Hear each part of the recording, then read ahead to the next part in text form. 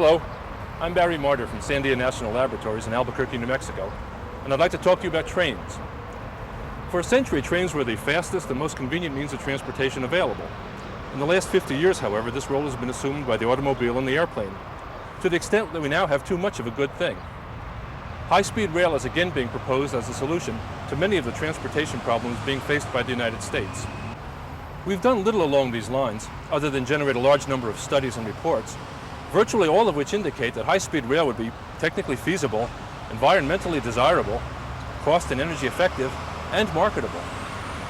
The purpose of this video, however, is not to discuss transportation policy, but rather to look at some of the technical aspects of high-speed trains.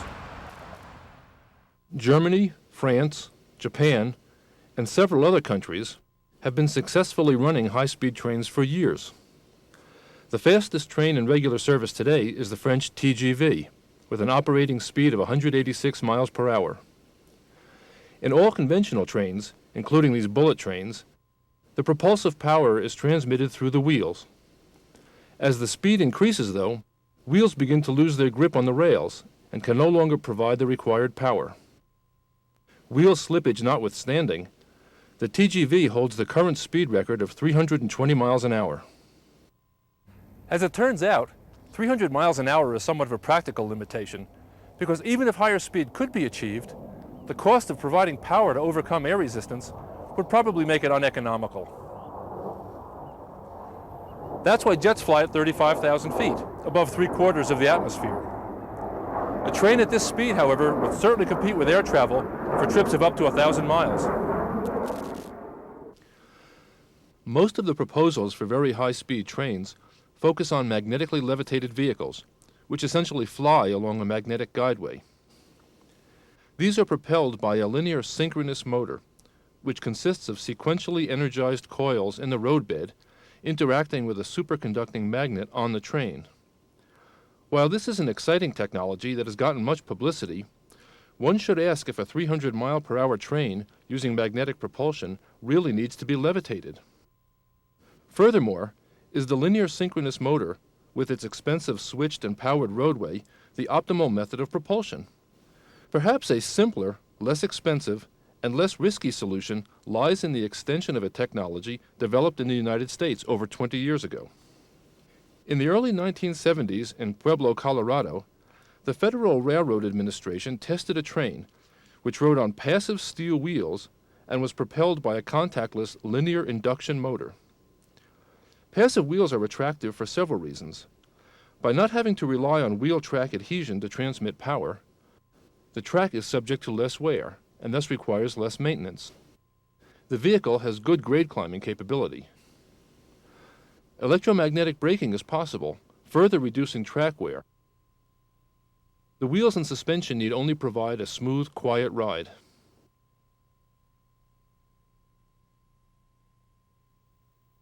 A linear induction motor uses phased electric currents to generate a backward-moving magnetic wave, which becomes embedded in a conducting reaction rail, producing a forward-going force.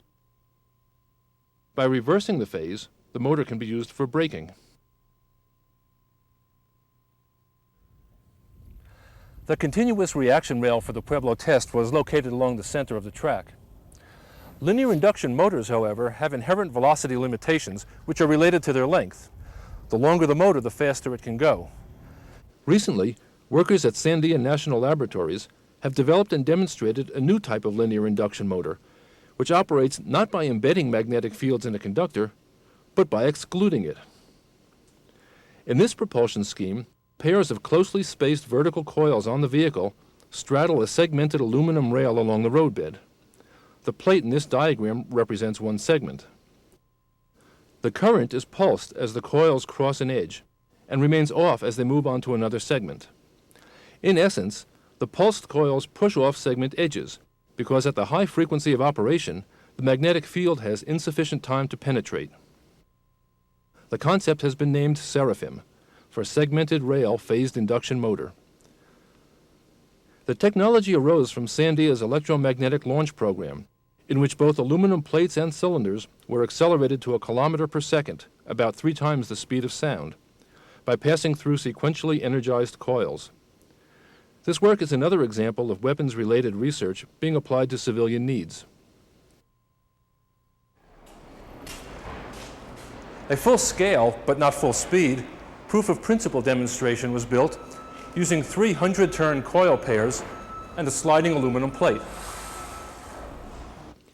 Each coil was operated by a capacitor bank charged to about 3 kilovolts, corresponding to 5¼ kilojoules of stored energy. This is a sense and fire system, meaning that the current to a coil is switched on at the correct time by optical sensors, which monitor the plate's position and velocity.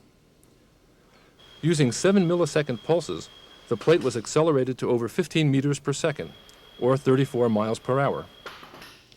The coils operated in the parameter regime needed for a train, but did not operate repetitively or employ active cooling. The unique feature of SERAPHIM, that which distinguishes it from previous linear induction motors, is its ability to achieve high speed with short length. In contrast to previous designs, the performance and efficiency are unrelated to the length and actually improve with velocity. A minimal motor consisting of a single coil pair has the same high-speed performance as one which is arbitrarily long. A train based on this concept might look something like this. It could be powered by either distributed power along the track or by an onboard power source, presumably a gas turbine burning an environmentally acceptable fuel. Pulse-forming circuitry would distribute power to coil pairs along the entire length of the train. About 20 coil pairs per car would be needed. Finally, using SERAPHIM technology powered by a helicopter engine, a wheeled vehicle could travel at 300 miles per hour along an elevated guideway. Since SERAPHIM technology requires neither a powered guideway nor superconducting magnets, this system offers a low-risk, cost-effective route to very high-speed ground transportation.